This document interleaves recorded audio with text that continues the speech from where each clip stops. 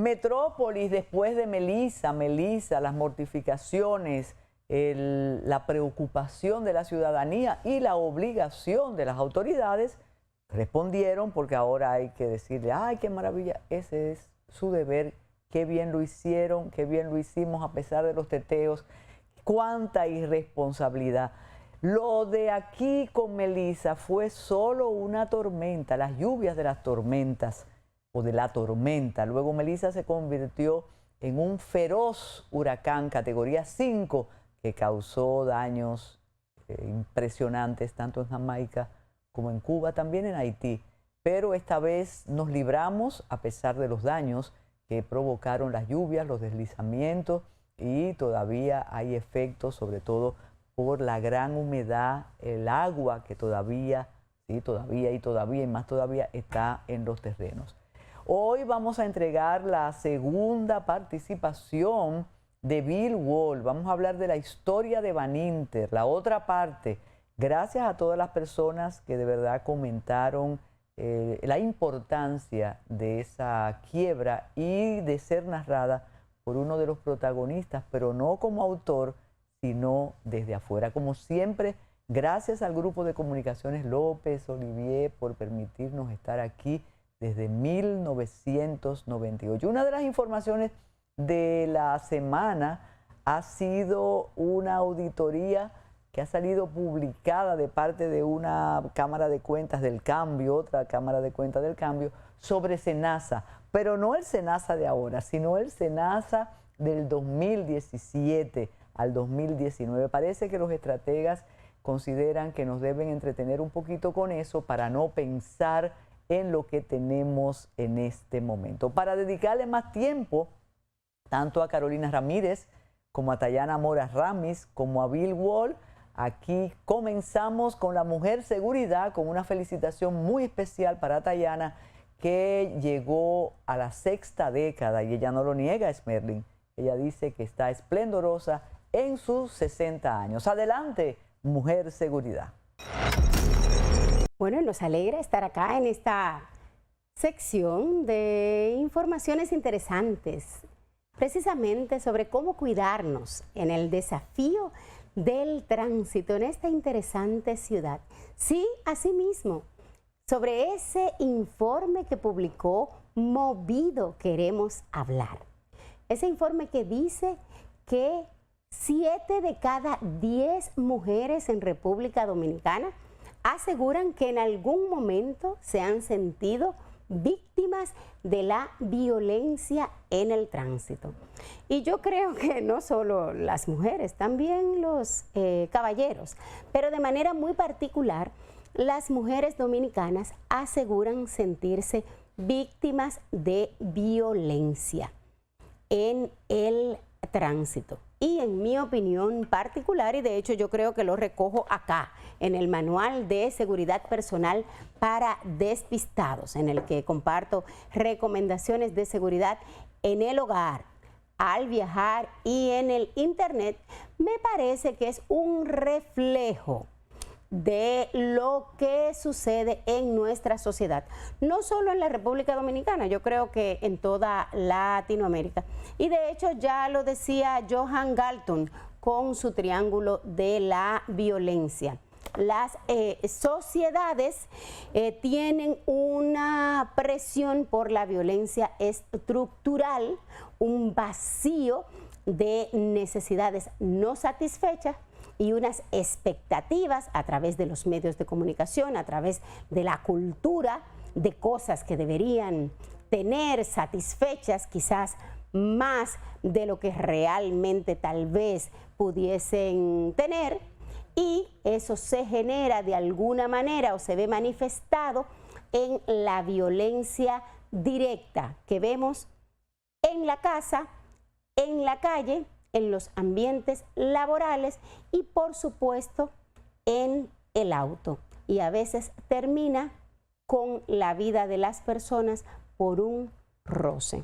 Entonces, cuando me preguntaron qué medidas debemos tomar antes, durante y después de un incidente violento, mis recomendaciones son infórmese, oriéntese.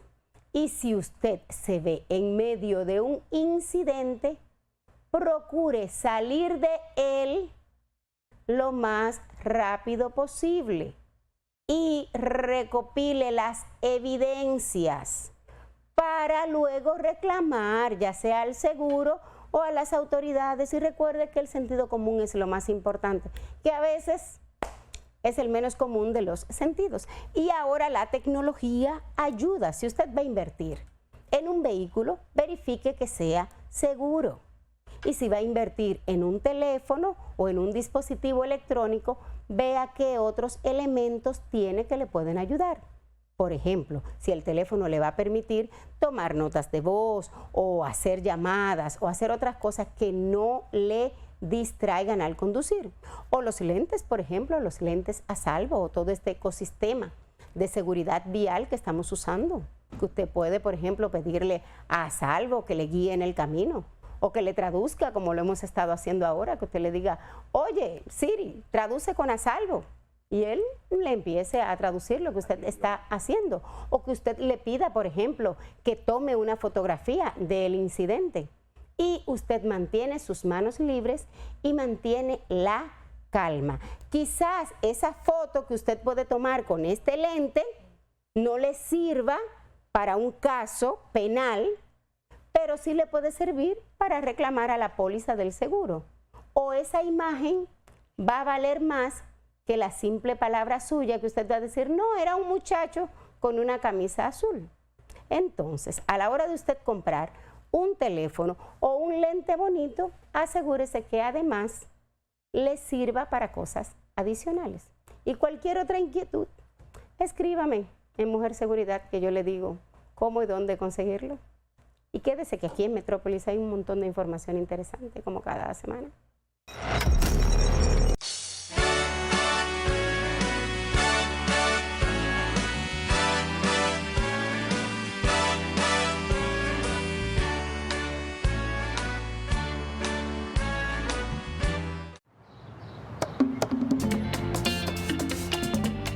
Aquí le traigo las medias fundas de cemento Panam que me pidió. Perfecto, con eso nos da. Oh, mira qué liviana. Media funda Panam. Con su máxima resistencia, menos peso y no te sobra, sin desperdicio. Busca la que te queda bien en tu comercio de confianza.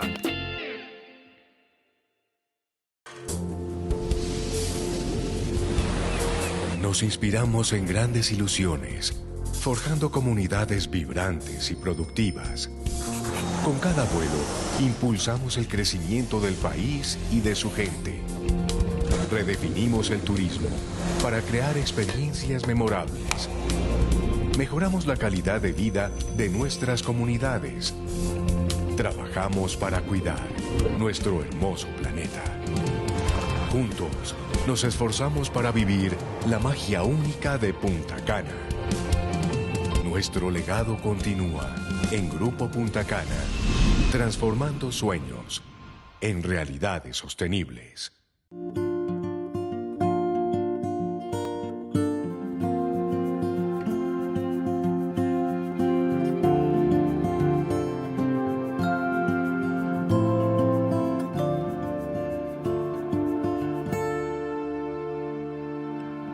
La energía solar es un recurso responsable para un futuro mejor. En el Banco BHD hacemos uso de energía asequible, segura y sostenible. Banco BHD, el futuro que quieres. Si de algo saben las abejas, es de flores. Hay de todo tipo y para todos los momentos. Lo importante no es solo su color, tamaño o forma, sino lo que hace sentir cada una. Y para esos sentimientos trabajan.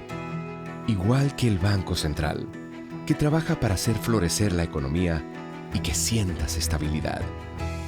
Para ese sentimiento de crecimiento y desarrollo. Para que la primavera llegue a todos los sectores y los planes de muchos den grandes frutos. Banco Central de la República Dominicana. Trabajando por una estabilidad que se siente.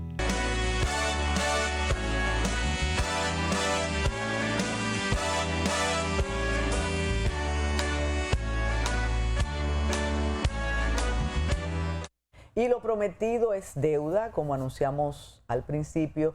Y aquí está la segunda parte de la historia, no sé si olvidada, de Baninter, pero que estamos recordando por uno de sus protagonistas, pero protagonistas del otro lado.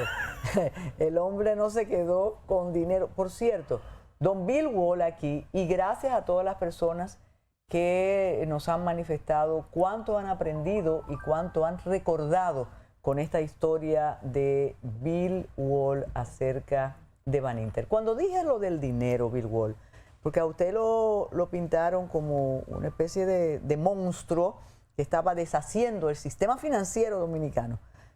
Y para mí usted lo estaba más o menos protegiendo en esa comisión. Los protagonistas, ¿afectaron su patrimonio o solo fue el patrimonio de sus empresas, de sus instituciones financieras el que sufrió? Esto es antes de seguir la continuidad de lo de la semana pasada.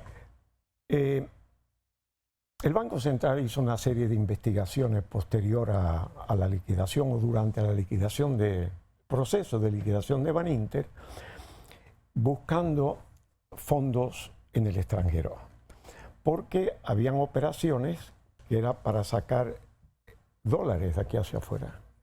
De manera que se podía pensar, obviamente, que no se pueden tener todos los huevos en la misma cesta, y una manera de diluir el efecto era llevándolo para afuera. Se hacía de una manera muy sencilla. Se tomaba un préstamo fuera a nombre de una de las empresas del grupo y se daba como garantía una carta de crédito stand-by del banco. ¿Del banco aquí? Del banco aquí. De manera tal que no se pagaba la deuda y entonces el banco fuera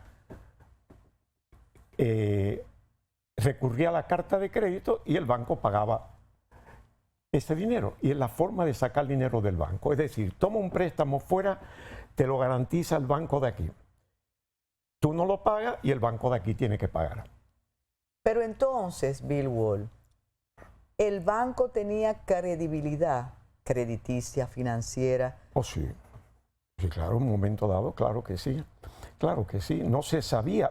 Fíjate bien que fue algo inaudito, porque si tú tienes un banco que reporta en sus estados financieros 25.000 millones de pesos y al final estaban manejando 82.000, 83.000 millones, ¿cómo es posible que nadie se diera cuenta en el mismo Banco Central, en la Cámara de Compensación?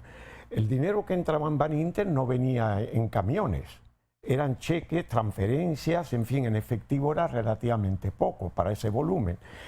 Si se hubiese analizado la compensación, la cámara de compensación que se hace a diario, donde los bancos intercambian los cheques que pagan de otros bancos y se canjean en el Banco Central, era obvio que el volumen que entraba y salía de Baninter era muy superior a los estados financieros. Además de eso, las autoridades monetarias la habían redescontado, le habían dado un adelanto a Baninter de unos poco más de 6.000 millones de pesos para cubrir la forma de decirlo era simplemente una iliquidez temporal. Pero el estado financiero del banco mostraba un capital de unos 1.800 millones y activo de 20, quiere decir que ese monto de 6.000 era muy elevado para que fuera una iliquidez temporal. Bill, para no hacer esto solo para especialistas financieros que te han visto mucho. Entonces, en una reunión de esos banqueros, aunque tú tuviste un gesto la semana pasada, como cuando yo dije banqueros, bueno, una asamblea, todos sabían en el lío que estaban metidos, o ellos pensaban que podían salir ilesos de aquí. No, mira, la gran parte de las acciones de Baninter estaba a nombre de Ramoncito. Su papá administraba el banco antes que él, le pasó todo eso a él.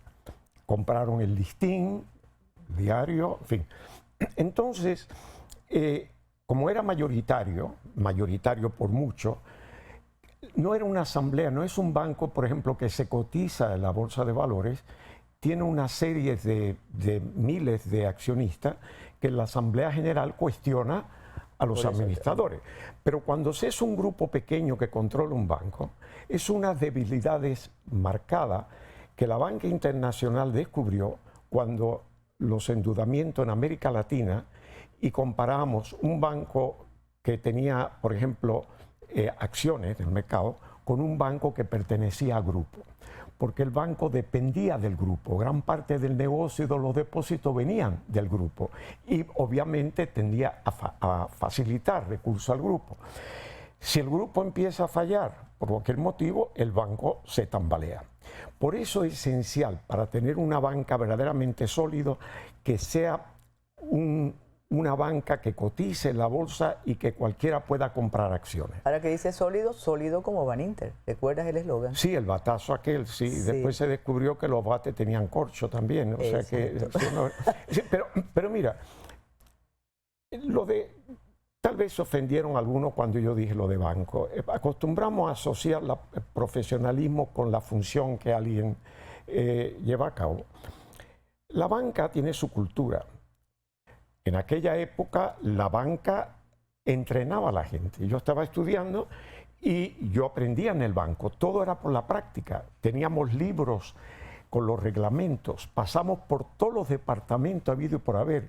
No era una banca como hoy centralizada, sino que cada sucursal tenía el departamento de préstamo, el departamento de carta de crédito. Autónomas, entonces. Autónoma. Entonces, pasamos por todos esos departamentos. Yo fui cajero de ahorro, cajero de cuenta corriente, después pasé a diferentes departamentos y termino ya con el crédito. Cuando ya uno hace todas las operaciones pasa a riesgo. Es decir, todo eso lo aprende en el banco. Eso no se aprende necesariamente en la universidad. Tú puedes estudiar economía, puedes estudiar finanzas en el contexto macro, pero las operaciones bancarias es la banca. Bill, si no intenta la compra el banco del Banco del Progreso, ¿más tiempo se hubiera sostenido el banco? No creo. Primero era una pirámide, estemos claros, ¿no? Ya los depósitos no eran suficientes para cubrir ese déficit. Entonces vino una negociación donde Baninter trató de adquirir la Asociación de Ahorro y Préstamo. Claro, ilegal porque la Asociación de Ahorro y Préstamo, los depositantes son también dueños del banco. No era un banco comercial, era un banco múltiple. Entonces, perdón, pero entonces eran medidas como para salvar lo que estaba ocurriendo. Para que entrara dinero y sostener la pirámide. Eso se caía ya, se desplomaba. Habían rumores en el país, yo no sé la gente que vivía en aquella época, que ya en los últimos meses antes de la caída de Baninter ya empezaban a sospechar un banco que pagaba el 36 por los certificados de depósito y lo máximo que cobraban por los préstamos era 33. Obviamente había algo que no iba. Entonces ya había una serie de desconfianza. Así que la intención no era de vender Baninter, porque al venderlo tenía que poner las cartas sobre la mesa, que fue lo que pasó. No estaban preparados. El libro escondido empezaron a volver a incluir en los libros del banco operaciones que estaban excluidas cuando ya el Progreso venía a hacer la debida diligencia para darle un poco de realce al banco. Pero en realidad tú tienes que pensar que si tú sacas dinero del banco, y debo de decir que la mayoría de las empresas del grupo de Baninter no eran rentables. La Intercontinental de Seguro era tal vez la joya de la corona y la Intercontinental de Seguro tenía su dinero depositado en Baninter, que era el talón de Aquiles. Pero en realidad, te voy a decir una cosa sencilla que la gente van a entender. A los 3 días de comenzar la función, la comisión administrativa, nos llaman del Listín Diario. Digo nos, porque recibe la llamada el encargado de la administración, que era Mario Dávalos, y nos llaman Uno Viña y a quien les habla, y pone la conversación en speaker, en el teléfono. Y las palabras del director de Baninter era como dice: señores, ahora que ustedes están en el banco, deseo que confirmen que contamos con ustedes con el sobregiro que tenemos autorizado para el pago de la nómina. Obviamente quería decir que no podían ni pagar la nómina. Entonces, que tenía un sobregiro. Y con casos como eso, pero era algo que no estaban preparados ellos. Cuando se hizo la intervención, se descubrieron una serie de información que mostraba las pruebas de cómo se hacían las cosas. Ese es un detalle, porque se hablaba incluso con esa propensión que tenemos los dominicanos y dominicanas, que había un misterio ahí adentro cuando cerraron todo, y ustedes como comisión estaban ahí.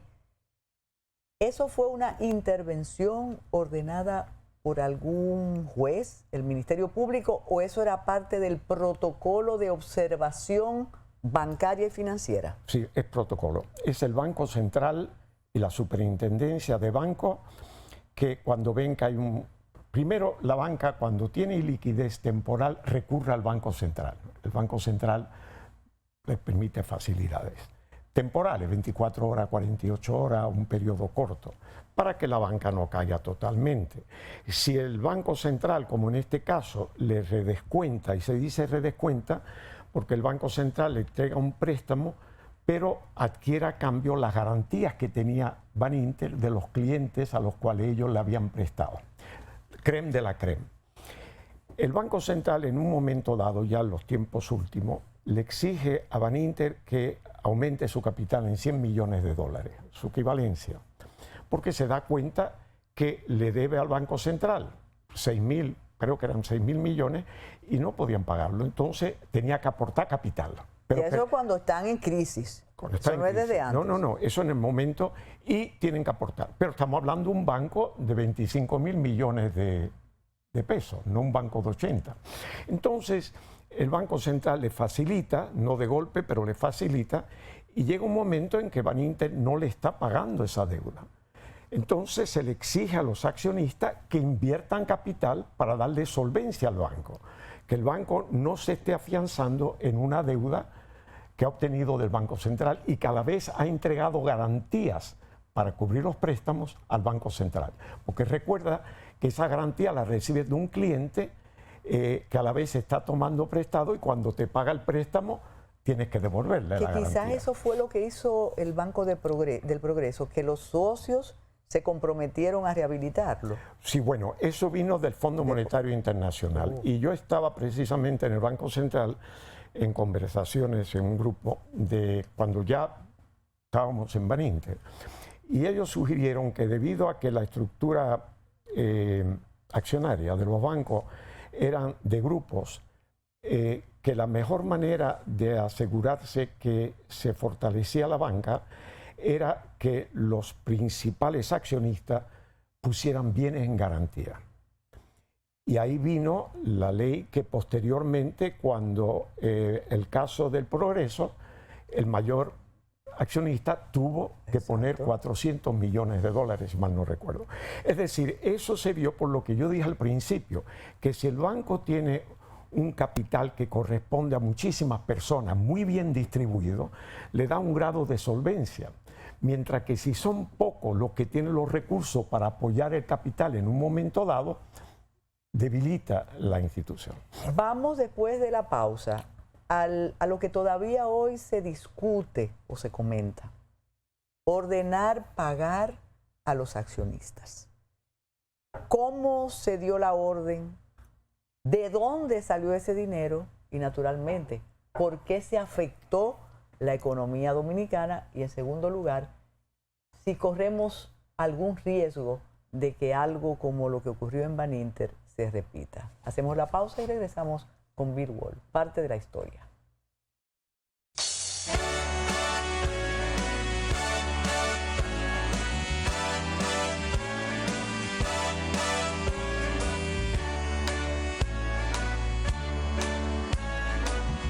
Si de algo saben las abejas, es de flores. Hay de todo tipo y para todos los momentos. Lo importante no es solo su color, tamaño o forma, sino lo que hace sentir cada una. Y para esos sentimientos trabajan.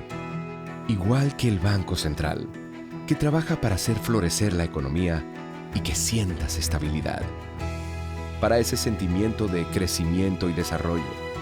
Para que la primavera llegue a todos los sectores y los planes de muchos den grandes frutos. Banco Central de la República Dominicana, trabajando por una estabilidad que se siente.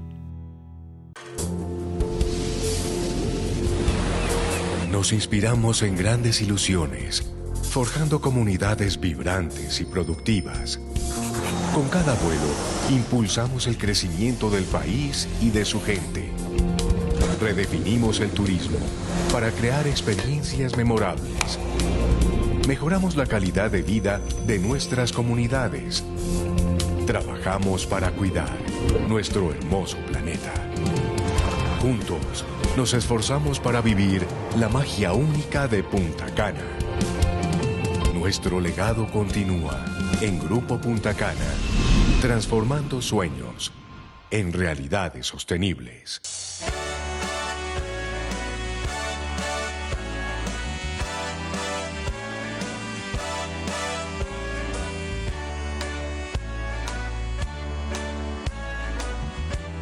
Contando la historia de Baninter para que no se olvide o para que recuerden o para que sepan.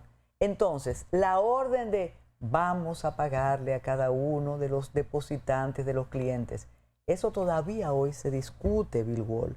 Atribuyeron al presidente Hipólito Mejía decir, páguenle a todo el mundo, pero a veces tú ordenas pagar y tú dices, ¿de dónde vamos a pagar? ¿Cómo se produjo eso, Bill Wall? El Baninter... la conversación que mencionamos en el programa anterior, cuando Marco Báez en el Banco Central... El Banco Paralelo, que usted palideció. Banco Paralelo.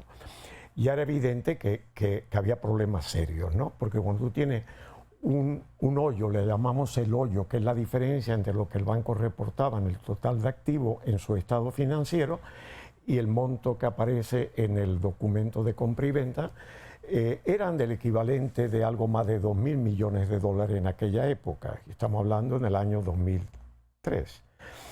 Entonces, ¿qué sucede? Era evidente que Baninter no iba a poder ser rescatado.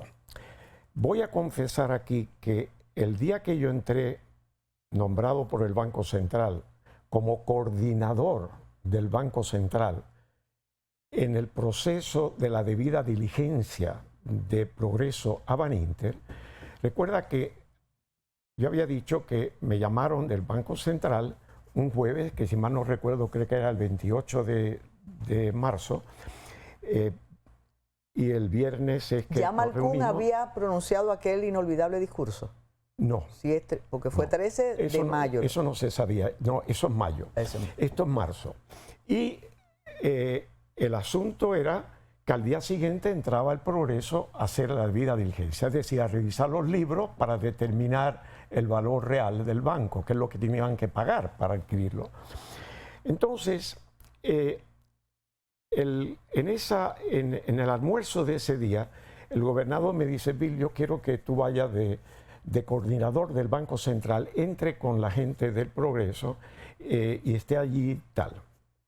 El documento de compra y venta, en el primer párrafo hablaba de que Baninter, por un periodo no mayor de 90 días, durante el proceso de la debida diligencia, iba a administrar Baninter, cosa inaudita, porque si tú lo que vas es a verificar o que te enseñen los libros, tú no puedes administrar un banco. Eso no se concibe.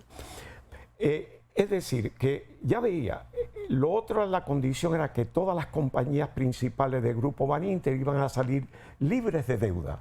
En ese documento decía eso. Tercero, que los préstamos incobrables de Baninter lo asumía el Banco Central de la República Dominicana. Y cuarto, que las obligaciones con la banca en el exterior la asumía también el Banco Central de la República Dominicana. Cuando yo leo ese documento, que ya se había marchado de la reunión Marco Báez, y yo estoy leyendo ese documento por primera vez. Ah, bueno, eso no es lo que ustedes proponen, eso es lo que le proponen. Y yo digo, momento, pero que está comprando el banco es el Banco Central. Y aquí es evidente que confirma lo que nos dijo este señor, de que hay un hoyo enorme de distracción de fondos para uso de beneficio propio de los dueños del banco. Esto hay que echarlo para atrás. me dijeron, no, Bill, eso no se puede echar para atrás. Digo, pero es que hay que echarlo para atrás. ¿Cómo tú vas a permitir que entre Baninter, que es un banco más pequeño, sabiendo que hay un hoyo inexplicable de recursos de los depositantes por un equivalente de más de 2.000 millones de dólares en aquel instante, y va a permitir que este banco entre, que lo que puede hacer es contaminar, sobre todo bajo el renglón de que iba a administrar el banco, que las autoridades monetarias no podían permitirlo, porque era un conflicto de interés.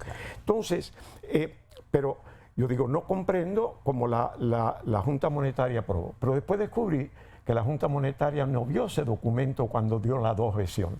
Resulta que intencionalmente la gente de Baninter, un señor que no voy a mencionar el nombre, le solicitaron que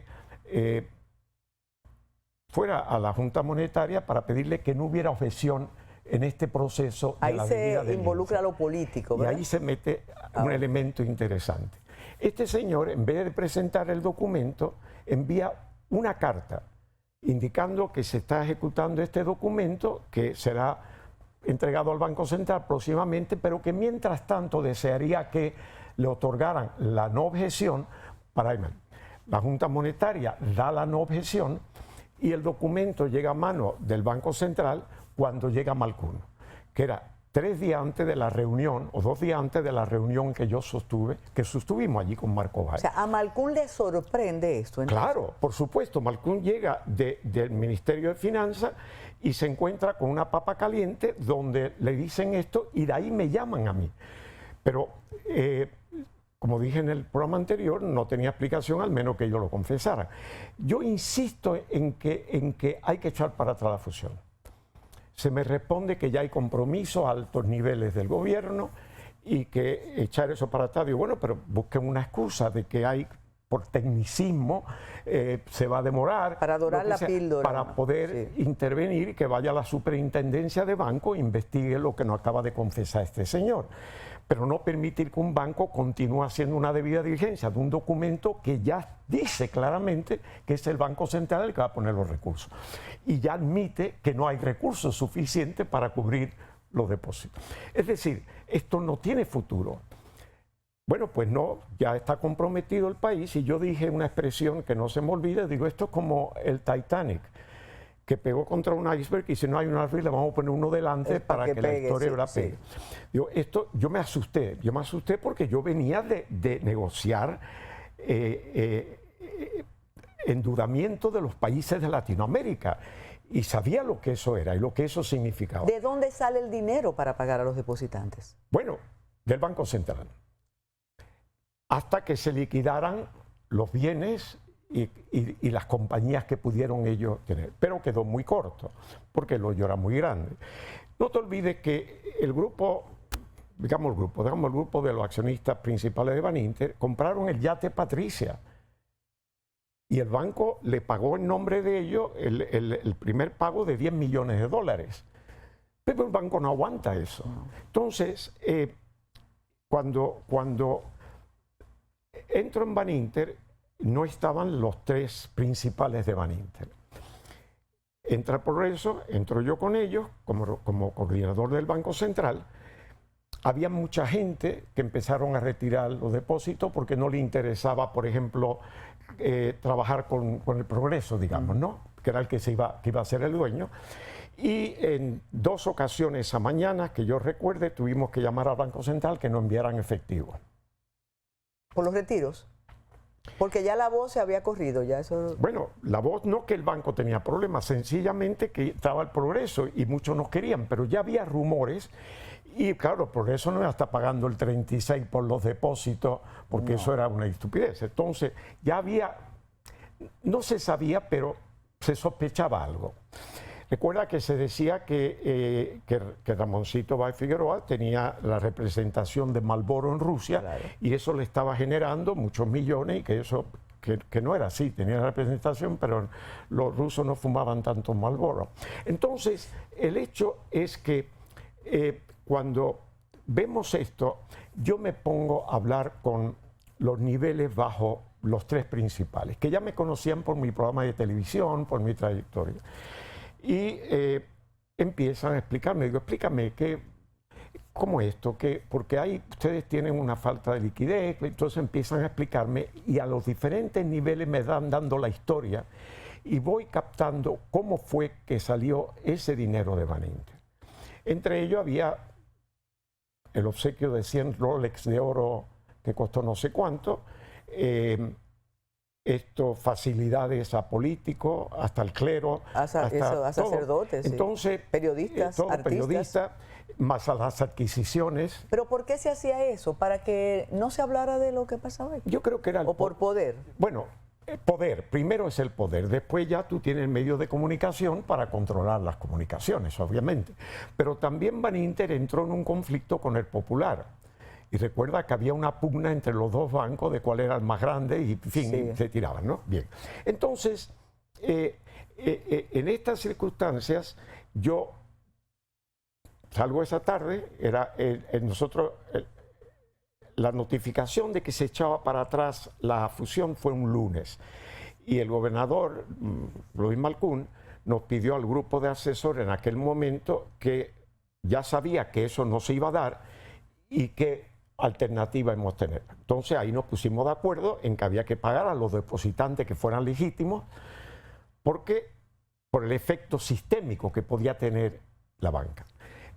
Yo estaba muy preocupado porque, como dije anteriormente, en mi programa yo hacía ranking de los bancos y sabían que había una cantidad de deuda más de lo prudente en dólares y la tasa de dólares se estaba deslizando en aquel momento. ¿Por qué provoca la crisis o aumenta la crisis el pago a todos?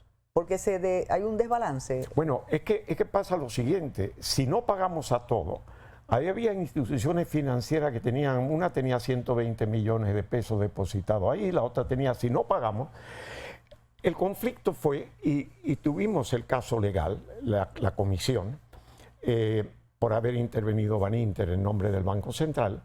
El caso era que la ley que se aprobó, la ley financiera que se aprobó en noviembre del 2002, indicaba la creación de un fondo que crearían con participación de los bancos para tener en reserva y en caso de un caso como esto, entregar. Y hablaba de límites, como hay hoy un límite de lo que se cubre a un depositante. Eso no existía. Entonces, la ley no tenía reglamento, no había tal fondo, entonces queda la discrecionalidad de si aplicamos la ley anterior o una ley que no tiene reglamento y que no tiene los componentes esenciales para poder determinar qué se va a pagar. Se decidió, y eso tuvo que ver mucho el departamento legal, que no podíamos imponer un monto sin criterio. O se paga debidamente o no se paga. La situación era tan sencilla. Lo que ha pasado con esto es lo que yo he repetido muchas veces y lo voy a hacer ahora. Se pueden medir las consecuencias de las acciones que se toman o de las medidas que se puedan tomar. Las otras quedan en el ámbito de la conjetura. Todo el mundo decía, no tenían que haber pagado. Exacto. Muy bonito. Tú tienes un incendio en el centro de la ciudad, en un edificio que se está expandiendo a la cuadra. Las autoridades no estaban preparadas, ni ninguna autoridad podía estar preparado para enfrentar algo de esa magnitud inesperado.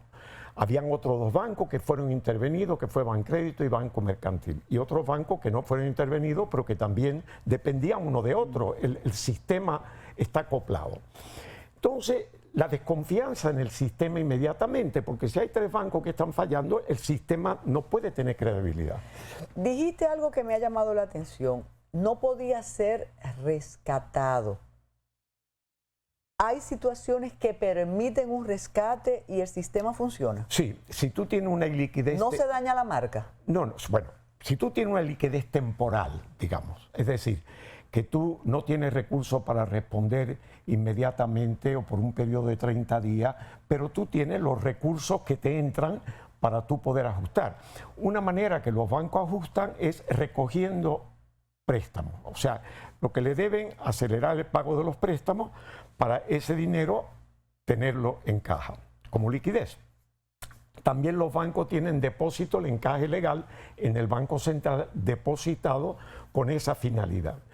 Entonces, hay medidas que permiten que la banca pueda desarrollarse. Naturalmente con discreción. Hombre, claro, claro. Exacto. Pero el problema de Baninter es que había una influencia muy grande de los dueños de Baninter en la sociedad dominicana a todos los niveles. Y obviamente nadie podía creer que eso iba a derrumbarse. El banco es una cuestión de confianza. ¿Cuántos depositantes del banco, por ejemplo, entienden lo que es un banco ni cómo funciona un banco? Es cuestión de creer en ese banco, en la administración del banco y en los reguladores y supervisores del sistema. Entonces, es de confianza. Por eso el banquero tiene una mentalidad, debe tener en su profesión una mentalidad de clase media. La clase media es una clase medida. No es una clase que se desborda en asumir riesgo. Calcula los riesgos, lo que puede pagar de sus deudas, la hipoteca de su casa, el préstamo del carro, quedar bien con todo para mantener la escuela el de los crédito muchachos, abierto. la luz. Exacto, la luz. La integridad es fundamental. Bill, siempre has dicho, ya para despedirnos, que las leyes ahora son fuertes, que hay una vigilancia que impediría que algo así ocurriera. Sí, yo estoy seguro de que eso es así. Si hubiera algo, tendría que ser algo combinado, la economía, los factores externos que no influye, que pudiera haber. Pero el sistema hoy es como de la noche a la mañana de lo que fue en aquel entonces. Hay medidas, se está aplicando la ley, hay un fondo de solvencia, han habido bancos pequeños que han quebrado. Es inconcebible que en República Dominicana quiebre el mayor banco del sistema, por ejemplo, sin que se sepa. Ya se aprendió la lección. No te olvides también que las nuevas generaciones de banqueros tal vez tengan más conocimiento, algunos son economistas o conocen de finanzas. Hoy la banca es diferente, es digital, tienen procesos de sobreguardia y demás que antes no había. En fin, hay muchísimas cosas. El problema son los hackers. Bueno, exacto, pero las autoridades monetarias, y yo lo puedo decir con franqueza, no lo digo con ninguna intención, la superintendencia de banco hoy definitivamente es muy diferente a la que había y el calibre de banquero, yo creo que se aprendió la lección. Hoy no tenemos eso. Nos debe la historia de los bancos en la República Dominicana. Hay un detalle malicioso. A veces dicen, cuando tú hablas de que se le liquidaron empresas, inmuebles, bienes para solventar la deuda, que hubo obras pictóricas, que hubo determinados elementos, objetos que se quedaron con ellos. ¿Eso es así?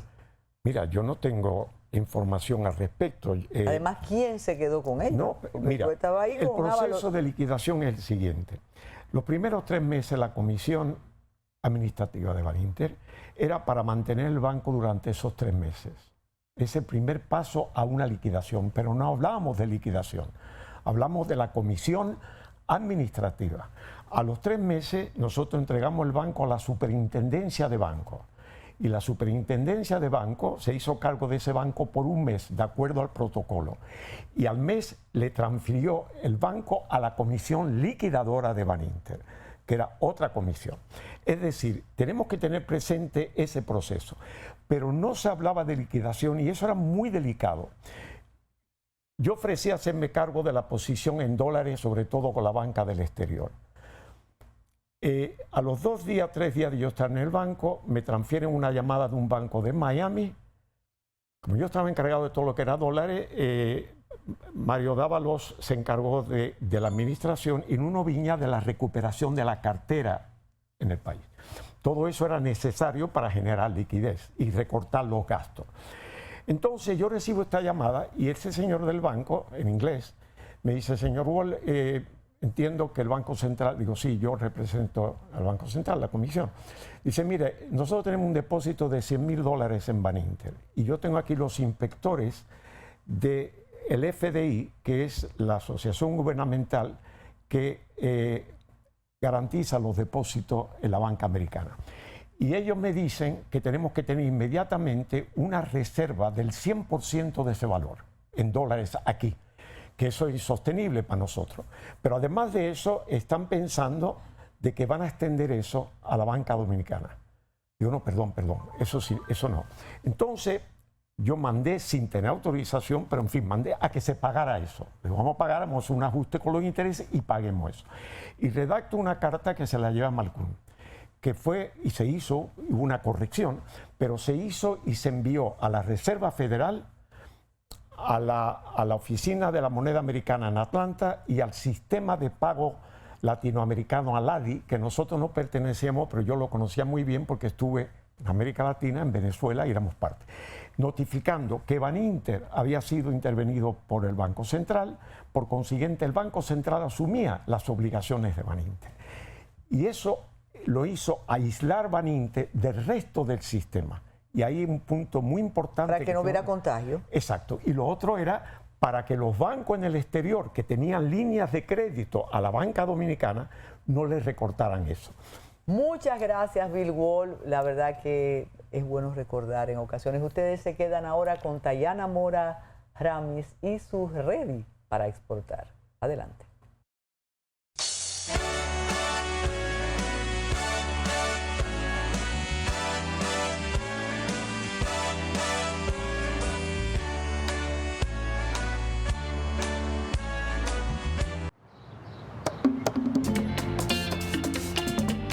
Aquí le traigo las medias fundas de cemento Panam que me pidió.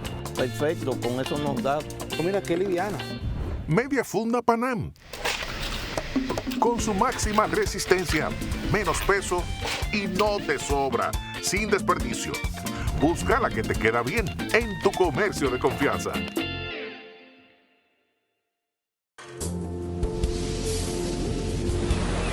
Nos inspiramos en grandes ilusiones, forjando comunidades vibrantes y productivas. Con cada vuelo, impulsamos el crecimiento del país y de su gente. Redefinimos el turismo para crear experiencias memorables. Mejoramos la calidad de vida de nuestras comunidades. Trabajamos para cuidar nuestro hermoso planeta. Juntos, nos esforzamos para vivir la magia única de Punta Cana. Nuestro legado continúa en Grupo Punta Cana, transformando sueños en realidades sostenibles.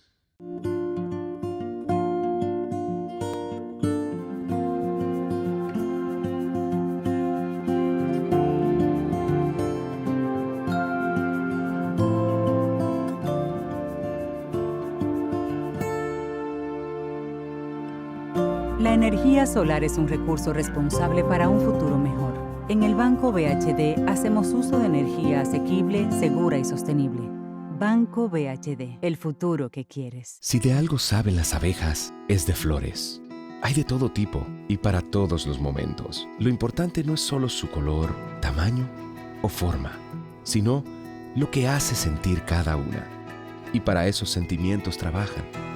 Igual que el Banco Central, que trabaja para hacer florecer la economía y que sientas estabilidad. Para ese sentimiento de crecimiento y desarrollo. Para que la primavera llegue a todos los sectores y los planes de muchos den grandes frutos. Banco Central de la República Dominicana. Trabajando por una estabilidad que se siente.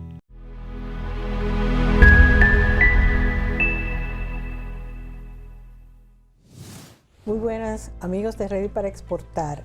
Uno de los temas más recurrentes en esta sección son las oportunidades de apoyo, de financiamiento que hay disponible para las empresas dominicanas en diferentes niveles, porque lamentablemente muchas veces esas oportunidades se pierden, sobre todo las que son a nivel internacional, porque las empresas, no tenemos suficientes empresas dominicanas solicitándolas.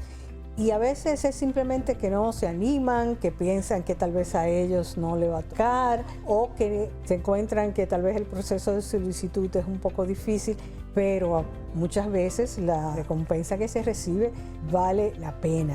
Hay uno de esos que es un fondo abierto para apoyo a empresas que tiene Caribbean Export, el Bridge. Nosotros estuvimos presentando esto en el Matutino Alternativo, así que vayan al YouTube del Matutino Alternativo para que vean detalles de esto y por supuesto a la página de Caribbean Export, caribbeanexport.com, para que se enteren de estos fondos para empresas en el área de transformación energética, no para empresas de energía, sino transformación energética para cualquier tipo de empresa que quiera tener una generación de energía alternativa, ciencia energética en la planta y muchísimas otras áreas, y transformación digital. Hasta 50.000 euros de apoyo, de dinero donado a las empresas para las áreas que ustedes mismos identifiquen que son importantes para el desarrollo de sus empresas. Así que no se pierdan esta oportunidad. En el día de hoy tenemos a una entrevistada que nos va a hablar de otra oportunidad, en este caso para las mujeres que desean exportar. Tenemos a Carolina Pérez, que es la gerente de inteligencia de mercado de ProDominicana.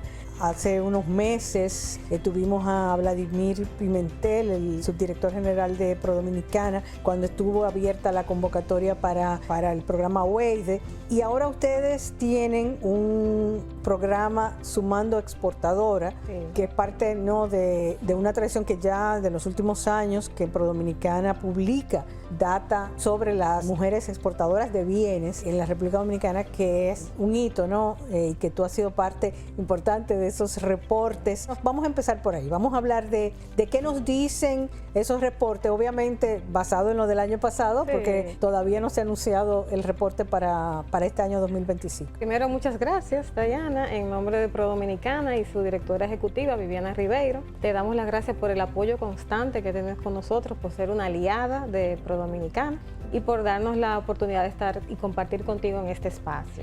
Tal como dices, en ProDominicana desde el año 2020 hemos estado trabajando de manera bien proactiva con el tema de las mujeres exportadoras, con esas mujeres que quieren exportar, esas mujeres que están exportando. Dedicamos ese espacio que realmente hacía falta para trabajar con la mujer exportadora. Iniciamos con un estudio para medir el impacto económico que tienen las empresas lideradas por mujeres en la economía dominicana. Entonces, ¿qué pasa? Este estudio se publica y de ahí nace lo que es el Encuentro Nacional de Mujeres en Exportación, que este año va para su sexta edición, va a ser los días 19 y 20 de noviembre en las instalaciones de ProDominicana. En este espacio tienen la presentación del estudio, la actualización, que fue todo un reto porque es medir y con estadísticas que no siempre están disponibles, y es poder trabajarlas y dar este resultado y poder seguir midiendo ese impacto que tienen mujeres, y que entonces te permite identificar qué más tenemos que hacer. Entonces también en este espacio, en este encuentro nacional, tenemos paneles, conferencias, rondas de negocios. O sea, unimos a compradores internacionales con exportadoras, potenciales exportadoras, personas que incluso no han exportado por primera vez tienen la oportunidad. También tenemos un espacio de talleres, capacitaciones. ¿Y qué pasa? Desde buscando tener nuevas opciones, nace la iniciativa el año pasado de Sumando Exportadoras. Pero antes de que lleguemos a Sumando Exportadoras, okay, vamos a hablar de qué nos dice el estudio sobre las exportaciones de empresas lideradas por mujeres, o sea, que no necesariamente son dueñas, pero que están al mando de la empresa. Exactamente. Bueno, el número de las empresas lideradas por mujeres ha ido aumentando para el último estudio, y ahora en noviembre podrán tener acceso actual. Unas 610 empresas pudimos identificar que están lideradas por mujeres y se están exportando más de 420 millones de dólares. Esto nosotros, cuando acceden al estudio, pueden ver que diferenciamos las empresas lideradas por mujeres con y sin oro. Pues como ustedes saben, la Barrick estaba siendo liderada por una mujer, entonces eso nos afectó un sesgo en la data. Y lo hacemos con y sin oro. Viéndolo sin oro, el último número es de 27 millones de dólares, con unas 610 empresas exportando, siendo los principales productos, los productos agro, la parte también de joyería, es otro de los costos, obviamente la parte de los metales. Hay muchas mujeres en estos rubros, en estos sectores, trabajando arduamente. Hemos identificado también a través de ese estudio los desafíos, retos que hay, y también oportunidades. Como decías al inicio, hay mucha información que no necesariamente la tenemos, no necesariamente la sabemos, y dejamos desde la mujer desaprovecha oportunidades que hay. Entonces, eso es lo que estamos buscando también con esto. Que de hecho, una primicia acá, estamos trabajando en tener un repositorio de todas esas iniciativas a las que la mujer puede acceder. Por ejemplo, no hace poco hubo una convocatoria de propiedad intelectual en México para mujeres empresarias. Eso no lo sabe todo el mundo. Entonces, poder tener en un lugar acceso a todo ese tipo de información es una buena muy contribución, importante. Y a mismo nosotros se nos escapan cosas. Imagínate una persona que es acceso limitado. Bueno, entonces hablemos ahora de Sumando Exportadora. Okay. Bueno, pues como te decía, Sumando Exportadora nace de querer innovar en lo que es el Encuentro Nacional de Mujeres en Exportación, y nace con la idea de poder, vamos a decir, acompañar con un acompañamiento muy personalizado a mujeres que quieren exportar. Esas potenciales exportadoras que no tienen todavía o han hecho tienen poca experiencia en la exportación o tienen un producto nuevo que quieran entrar a los mercados internacionales, en el que nosotros convocamos para que las interesadas apliquen y poder darle una serie de beneficios luego de evaluar, obviamente, las diferentes opciones que las personas que completan el formulario. Luego le daremos los detalles, y también es una especie, vamos a decir, de pitch, ¿entiendes? Un concurso. Bueno, no es un concurso, es un programa, pero es una especie de pitch, por eso no le llamo concurso, en el que las empresas llenan el formulario. Luego las que son preseleccionadas tienen que hacer un video presentando su producto, presentando su oferta, qué es lo que ofrecen, por qué es competitivo, cuál es el plan que tienen con este producto. Entonces, estos videos y este formulario es evaluado por un comité compuesto por diferentes instituciones y entidades ligadas al sector, como Proindustria, el MIC, BANDEC, el Centro de Comercio Internacional. O sea, que no es solamente localmente que lo vemos, sino también la parte internacional. Esa visión que tiene un organismo internacional no es lo mismo que nosotros aquí internamente. Entonces, combinar la visión internacional con la local, le damos un puntaje y luego se seleccionan 3 empresas. Eso es uno de los temas que siempre, ya sea concurso o fondos, tú tienes que demostrar que tú reúnes los requisitos y que tu empresa vale la pena invertir, ¿no? Ser beneficiada, porque tienes la capacidad de tomar lo que recibes y aplicarlo a la empresa. Y muchas veces las empresas no saben lo beneficiario para ellos, que es ir a ese proceso. Nada más usted ponerse a llenar un formulario y tener que pensar, explicar estratégicamente hacia dónde usted va, por qué usted ha hecho eso, qué impacto puede tener tu producto, te hace pensar en tu empresa. Yo hablé por ejemplo, con alguien que solicitó los premios de ADOExpo y decía, lo que yo aprendí de mi empresa haciendo eso. Entonces, bueno, cuéntanos un poco cuáles son los beneficios que recibirán aquellos que sean seleccionados. Se seleccionan 3 de las personas que aplican, de las empresas que aplican, y los beneficios son un acompañamiento, pero es como un mentoring que se le hace a esa empresa de todo un año. Las personas tienen acceso a compradores internacionales que nosotros le investigamos, le facilitamos. También tienen acceso a hacer un diplomado de los que damos en ProDominicana, el comercio exterior. También tenemos en el área de logística. Tienen acceso a uno de estos programas, también tienen de estos diplomados. También hacemos plan de fotografía y video de sus productos. También tienen esa asesoría, como te digo, personalizada de principio a fin, conocimiento de las normas de origen, de todo lo que implica el exportar. Ese producto, si yo lo quiero llevar a X mercado, ¿qué debo hacer? También identificar los potenciales mercados a donde debe llevar su producto. Eso es algo muy importante y uno de los beneficios que tiene. Las empresas en todo este año aprenden bastante, y también otro de los beneficios que tenemos es que estarían participando en una de las ferias que nosotros participamos internacional en el año, totalmente gratuito. O sea, la participación en la feria es gratis. En el año, ProDominicana participa en diferentes ferias, en el área de agro, en la parte de belleza, algunas que son multisectoriales, entonces tienen también este beneficio. Y otro también es tener un stand en el Encuentro Nacional de Mujeres en Exportación.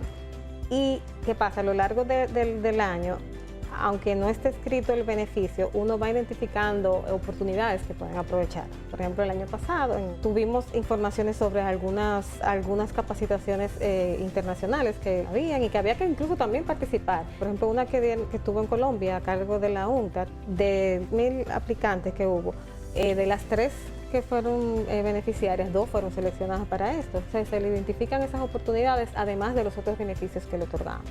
Bueno, entonces, ¿dónde pueden aplicar y cuál es la fecha límite? Okay. Toda la información la pueden encontrar en nuestras redes sociales, en nuestra página web. Ahí tienen acceso a un código QR y también al enlace para completar el formulario. Tienen hasta el 27 de octubre, lo habíamos puesto hasta el 18, pero hemos extendido hasta el 27 de octubre para poder aplicar.